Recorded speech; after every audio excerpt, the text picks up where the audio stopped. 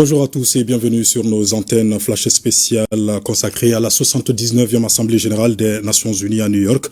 Le ministre d'État, ministre de l'Administration territoriale et de la décentralisation, porte-parole du gouvernement, prononce le discours du Mali. Dans un instant, nous nous rendons directement au siège des Nations Unies pour suivre colonel Abdoulaye Maïga.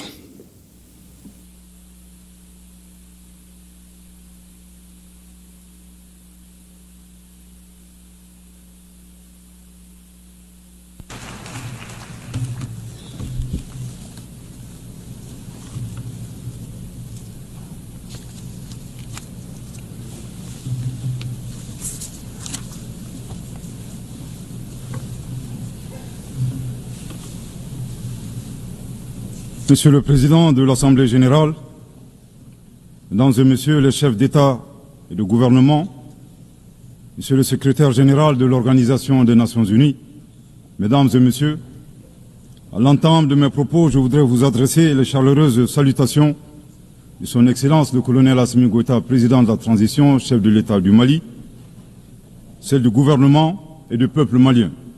Je voudrais ensuite vous adresser, Monsieur le Président, les chaleureuses félicitations de la délégation malienne pour votre brillante élection à la présidence de la 79e session de l'Assemblée générale. Votre beau pays, le Cameroun, pays africain frère et ami, entretient d'excellentes relations avec mon pays. Vous pouvez compter sur le soutien total du Mali dans l'accomplissement réussi de votre mandat. Je saisis également cette occasion pour féliciter votre prédécesseur, l'ambassadeur Denis Francis de Trinidad et Tobago, pour la manière remarquable avec laquelle il a conduit les travaux de la 78e session de l'Assemblée générale. Enfin, permettez-moi de réitérer à Monsieur le secrétaire général de l'ONU, Monsieur Antonio Guterres, nos encouragements à poursuivre les efforts pour la réalisation des nobles objectifs de notre organisation commune. Monsieur le Président, le 26 juin 1945, en signant la Charte des Nations Unies à San Francisco, les peuples se sont résolument engagés, je cite, à préserver les générations futures du fléau de la guerre qui, 2 fois en l'espace d'une vie humaine, a infligé à l'humanité d'indicibles souffrances. Fin de citation. Aujourd'hui, l'occasion nous est offerte de nous prononcer sur le thème suivant, ne laisser personne de côté, agir ensemble pour la promotion de la paix, du développement durable et de la dignité humaine pour les générations présentes et futures. Le choix de ce thème qui intervient 79 ans après la signature de la Charte des Nations Unies est-il un pur hasard ou le résultat d'une construction mentale? Nous l'ignorons. Cependant, force est de constater malheureusement que se pose encore avec forte acuité la problématique de la préservation des générations, non seulement celle du futur, mais également la nôtre. Est-ce pour autant un échec des Nations Unies? Incontestablement, une évaluation objective avec des recommandations réalistes de notre système collectif serait salvatrice pour notre devenir. Monsieur le Président, le Mali salue la pertinence de ce thème qui est d'une actualité brûlante, tant il est vrai que les tensions et les guerres en cours continuent, hélas, de menacer la paix et la sécurité internationale, le développement et les droits fondamentaux des populations. Cette remarque est celle d'un pays qui a connu depuis 2012 une crise multidimensionnelle complexe ayant entraîné la perte de plus de la moitié de son territoire et de nombreuses victimes innocentes. Suite à une association à la fois incestueuse et opportuniste de groupes terroristes et de groupes armés.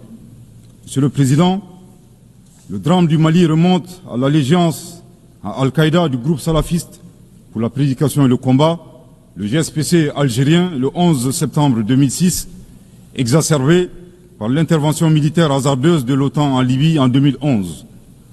La déstabilisation de ce pays frère a aggravé les facteurs d'insécurité dans nos pays, à savoir le terrorisme, les trafics en tout genre, le blanchiment de capitaux, les conflits communautaires manipulés par les terroristes et leurs sponsors étatiques étrangers, et les actions violentes d'individus isolés.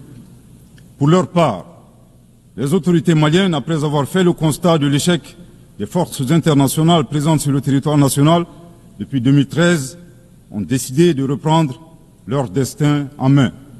Ainsi, Depuis le 7 juin 2021, après la prestation du serment de son Excellence le colonel Assimi Goïta comme président de la transition chef de l'État, s'est ouvert un vaste chantier d'équipement et de réorganisation des forces de défense et de sécurité associé à un projet de refondation du Mali.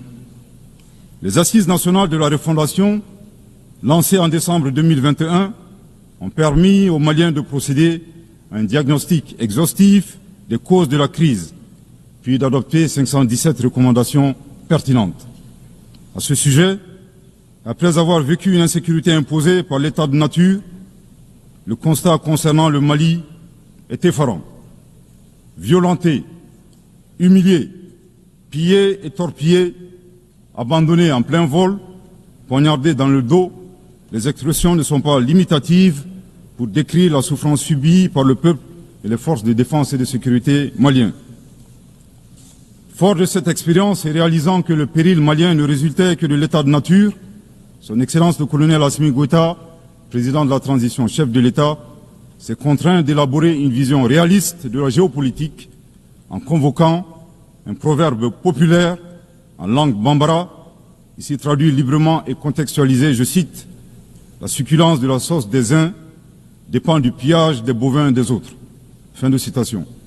Thomas Hobbes, décrivant l'état de nature de manière identique, affirmait, je cite, que l'homme est un loup pour l'homme. Grâce à ce proverbe qui fait référence à la gastronomie et à la cinégétique, le chef de l'État décrit la dure réalité impitoyable des relations internationales et surtout la place de l'Afrique, dont le pillage des matières premières a servi au développement des autres et non celui des Africains dans leur grande majorité. À cette vision s'ajoute une orientation du chef de l'État qui appelle les Maliens, dans le cadre de la refondation, à redevenir eux-mêmes.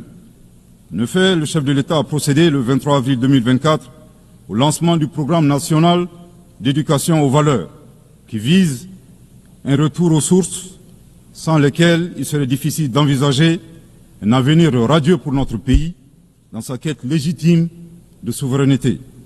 L'invitation à redevenir nous-mêmes ne saurait faire l'économie de la question de savoir qui nous sommes. La réponse immédiate à cette interrogation est donnée par la devise du Mali, un peuple, une grande famille, nation cosmopolite, un but, magnifier la diversité dans l'unité, unis pour bâtir le bien commun, et enfin une foi, la foi à ce que Dieu a donné comme ressource pour la réalisation de la prospérité. En vue de donner plus de relief à la définition du Malien, le professeur Ibrahim Diaye, expert au sein du comité chargé de la mise en œuvre du programme national d'éducation aux valeurs, indique que le Malien se caractérise d'une part par 5 valeurs cardinales, à savoir l'humanitude, l'empathie, l'obligation de transmettre les valeurs humaines aux générations futures, le sens de l'honneur, l'acceptation de la différence et de l'altérité au plan sociétal, humain et culturel, et d'autre part, 5 principes inviolables en lien avec le pays lui-même, à savoir un Mali indivisible, inaliénable, non hypothécable, nul ne peut en disposer comme propriété privée, impérissable.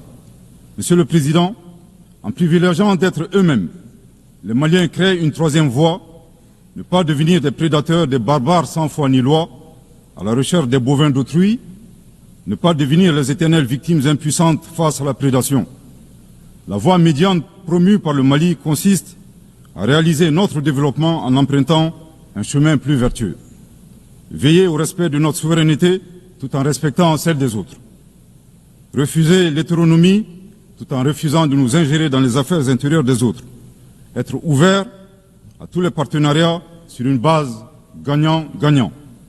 Aussi, il est important de relever que ces principes et valeurs caractérisent, mutatis mutandis, les peuples frères du Burkina Faso et de la République du Niger. Concernant le processus de transition politique au Mali, il convient de rappeler que, à l'issue des assises nationales de la refondation, le peuple malien a fait le choix de mener des réformes politiques avant d'organiser les élections, en vue d'ancrer profondément une gouvernance vertueuse. La mise en œuvre des recommandations des assises a permis d'engranger des résultats tangibles, notamment la mise en place de l'autorité indépendante de gestion des élections, l'adoption de la nouvelle Constitution le 22 juillet 2023, suite à un référendum bien organisé, le parachèvement de la réorganisation territoriale et administrative, le renforcement de la lutte contre la corruption et la transparence de l'action publique, la relecture du code minier, plus équitable et favorisant le contenu local. Monsieur le Président, soucieux de pérenniser l'unité nationale, fondement de tout développement, le chef de l'État a annoncé le 31 décembre 2023 la tenue du dialogue intermalien pour la paix et la réconciliation afin, dit-il, d'éliminer les racines des conflits communautaires et intercommunautaires dans le but ultime de réconcilier les communautés. Respectant une approche participative et inclusive, le dialogue intermalien qui s'est déroulé en 3 phases, communale, régionale et nationale, a permis aux Maliens de l'intérieur et de la diaspora d'échanger en toute transparence en vue de trouver des solutions endogènes de prévention, de gestion et de règlement des conflits. À la différence de l'accord pour la paix et la réconciliation issu du processus d'Alger, dont certains groupes signataires ont ouvertement basculé dans le terrorisme et qui était devenu un prétexte pour certains États de s'ingérer dans les affaires intérieures du Mali. Le dialogue intermalien a permis aux Maliens de laver leur linge sale en famille sans aucune interférence extérieure. Après la fin de l'accord d'Alger le 25 janvier 2024, aujourd'hui, le dialogue intermalien et ses recommandations officiellement remises au chef de l'État le 13 mai 2024 demeurent le seul cadre de règlement des conflits internes. Nous réitérons un appel à tous les Maliens à s'inscrire dans cette dynamique de réconciliation, une étape indispensable au retour à l'ordre constitutionnel apaisé et sécurisé grâce à l'organisation d'élections présidentielles. Sur le plan de la lutte contre l'insécurité, depuis que les forces de défense et de sécurité maliennes ont lancé des actions offensives de manière autonome, de nombreux succès ont été remportés sur le terrain de la lutte contre le terrorisme.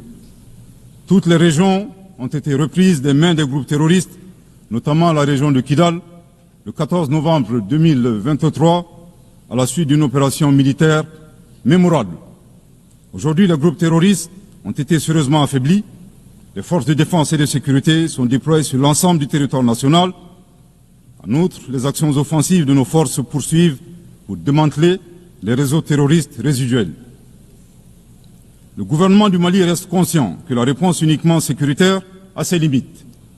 C'est la raison pour laquelle, en appui à l'action militaire, le gouvernement du Mali s'est doté d'une stratégie globale et intégrée ayant pour objectif la restauration de l'autorité de l'État sur l'ensemble du territoire national. Elle comprend des mesures politiques, administratives, de développement économique et social, y compris le dialogue avec les groupes armés et la fourniture des services sociaux de base à nos braves populations. En dépit de ces résultats fort appréciables, ces groupes criminels gardent encore une certaine capacité de nuisance dans leur tentative désespérée de porter atteinte à notre intégrité territoriale et de terroriser nos populations. Avec, et je me dois de le déplorer du haut de cette tribune, le soutien de sponsors étatiques étrangers. Les sponsors étatiques étrangers.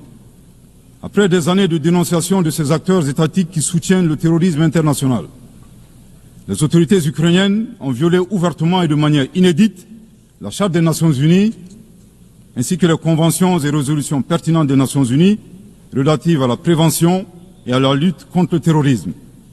Lorsque des officiels de ce pays, ayant confondu la scène internationale et la scène de théâtre, ont avoué la participation active de leur pays à la lâche attaque terroriste ayant visé une patrouille des forces de défense et de sécurité du 24 au 26 juillet 2024 à Tinzaouatin dans la région de Kidal.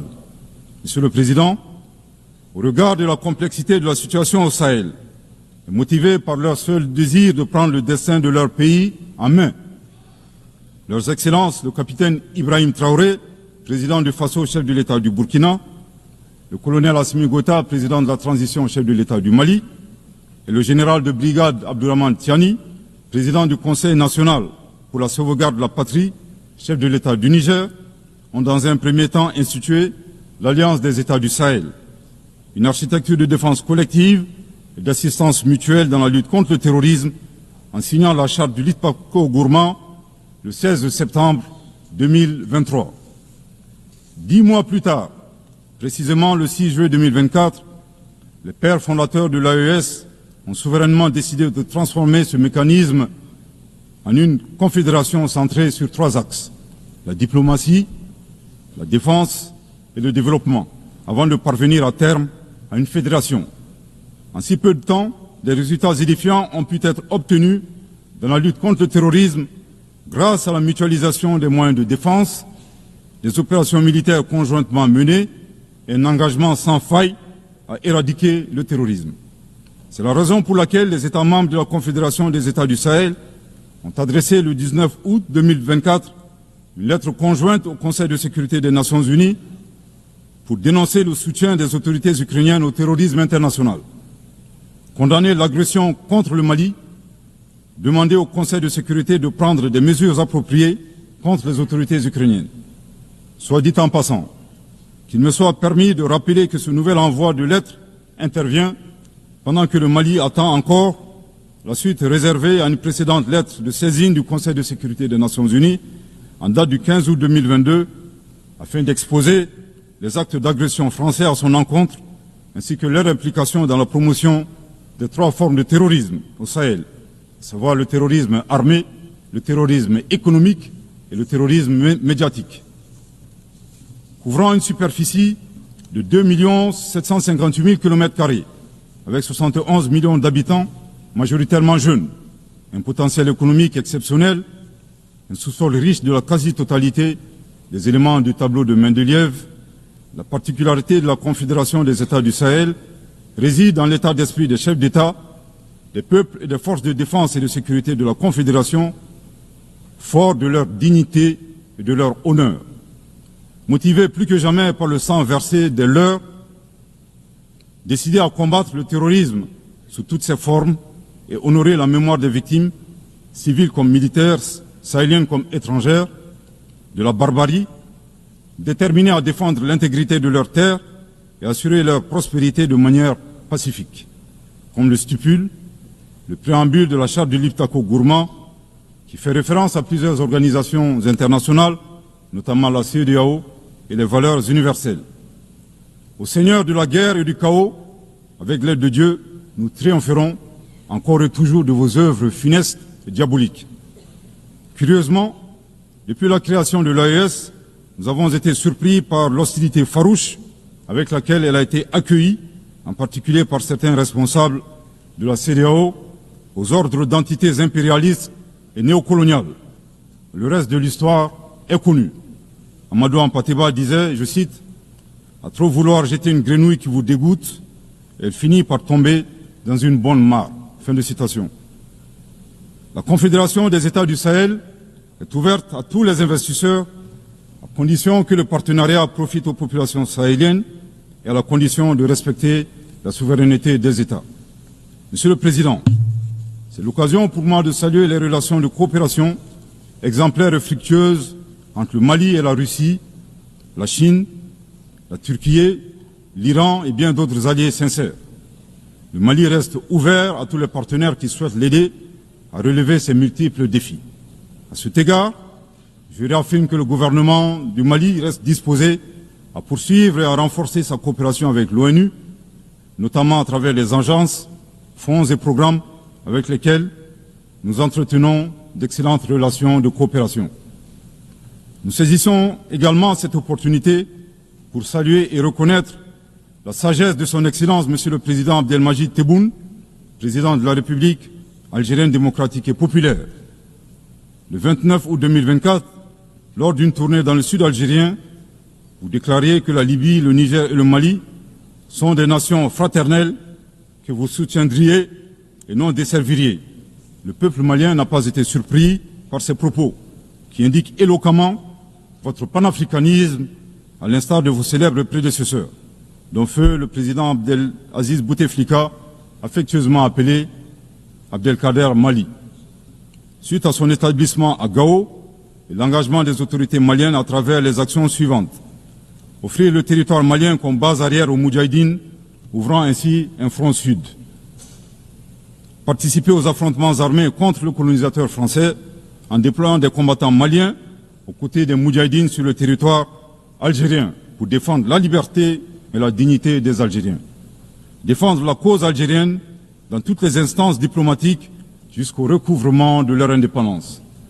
Cependant, il est de notre devoir d'appeler votre haute attention sur les propos incongrus de vos collaborateurs, allant à contresens de votre souhait de promouvoir des relations harmonieuses avec vos voisins dans le Mali. Le 31 juillet 2024, le ministre algérien des Affaires étrangères déclarait que la crise malienne n'avait pas besoin de solution militaire. C'était un conflit entre frères. La solution ne peut être que politique. Au sujet de l'accord d'Alger, il a affirmé qu'il avait été bénéfique pour le Mali et avait préservé la souveraineté et l'intégrité territoriale du Mali. S'en départir par conséquent aura un impact négatif sur tous les acquis. En outre, le 26 août 2024, votre représentant permanent auprès des Nations Unies a déclaré, je cite, « Ce matin, j'ai appris par les médias qu'un drone a effectué une frappe dans le nord du Mali, tuant une vingtaine de civils. Ceux qui appuient sur la manette de ce drone n'ont de compte à rendre à personne sur ces frappes. » Fin de citation. De l'analyse des propos du premier, nous constatons une grave ingérence dans les affaires intérieures du Mali. En effet, la nature de la solution déployée par les autorités maliennes ne concerne que les Maliens. Depuis la fin de l'accord d'Alger le 25 janvier 2024, les Maliens n'expriment qu'un seul vœu le concernant, que son âme repose en paix. Monsieur le ministre des Affaires étrangères, l'accord est bien et belle mort, vos incantations ne serviront pas à le ressusciter. Vous me donnez l'occasion d'une part de vous réitérer que nul ne peut aimer le Mali plus que les Maliens, et d'autre part de vous rappeler que le Mali et son peuple ne seront pas des spectateurs face aux assauts et l'adversité. Pour chaque balle tirée contre nous, nous réagirons par réciprocité. Pour chaque mot employé de travers, nous réagirons par réciprocité. À bon entendeur, tant pis. Quant aux représentants permanents algériens, en plus d'offrir le gîte et le couvert, certainement avec de succulents plats de tchèque-chouka et de chorba, à des terroristes et des renégats en débandade, son rôle d'estafette désorienté ne contribue guère à la promotion des relations de bon voisinage. De ces propos, il ressort des accusations graves et infondées. D'une part, la qualification de la nature civile des victimes à partir des médias est aventureuse et diffamatoire. Et d'autre part, en affirmant que les opérateurs de drones n'ont de compte à rendre à personne, il alimente une campagne de désinformation contre le Mali, tout en soutenant l'idée que les voyantes forces de défense et de sécurité maliennes seraient incapables de piloter des drones. Il me plaît ici de rappeler que la montée en puissance des FAMA n'est pas une vue de l'esprit, mais une réalité tangible qui a permis de reprendre le contrôle de l'ensemble du territoire national. Concernant l'usage des drones, les opérateurs sont bien des Maliens qui agissent avec professionnalisme, à l'instar du reste des forces de défense et de sécurité maliennes, et traitent les cibles terroristes suivant des procédures conformes aux normes internationales.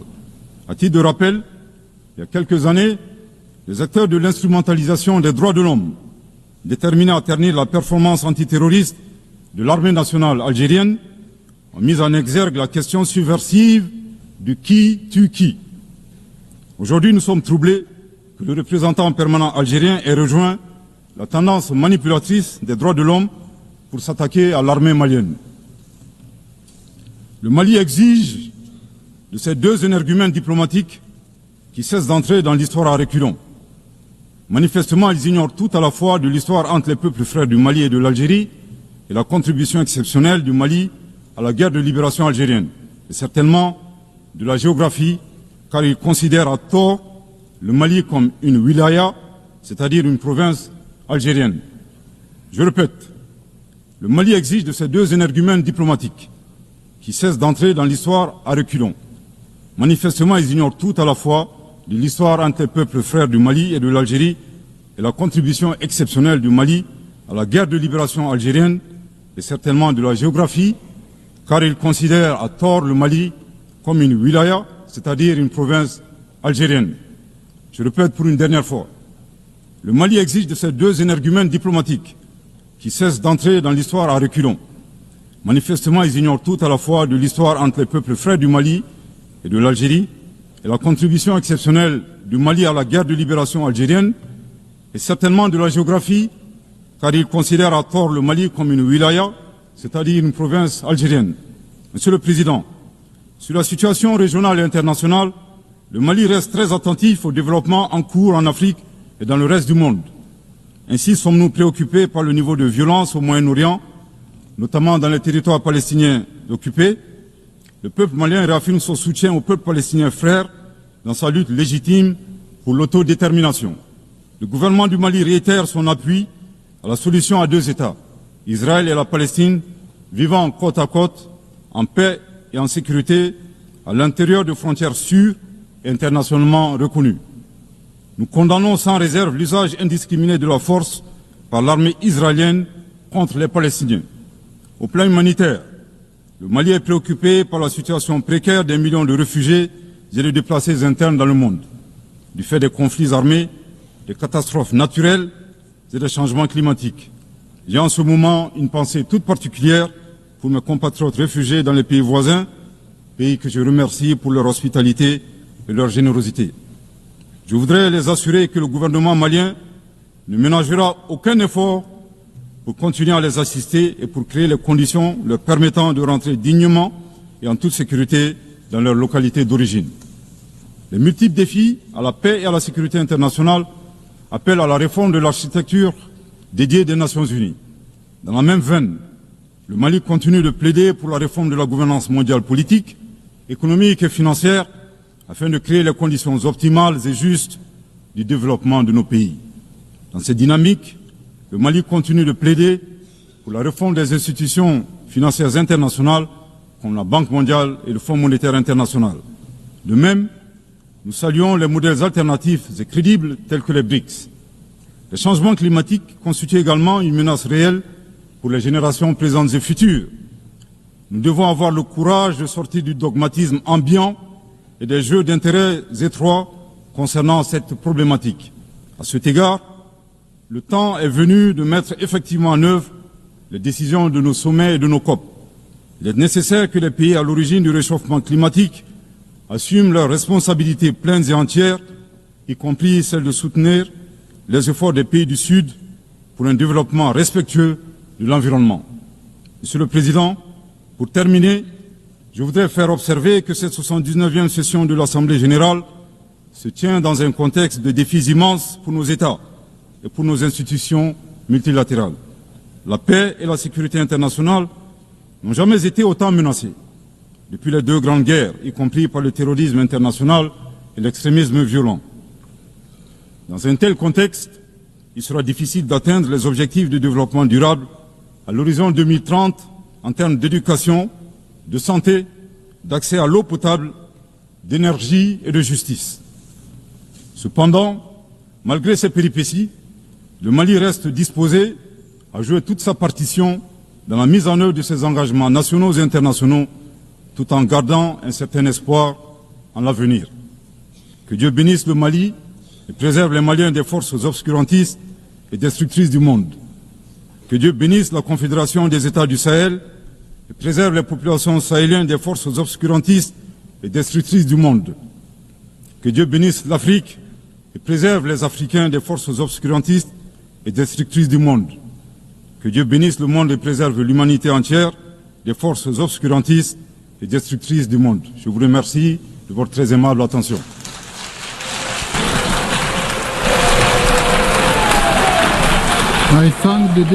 Je remercie Monsieur le Vice-Premier ministre, ministre d'État, ministre de l'Administration territoriale et de la décentralisation du Mali.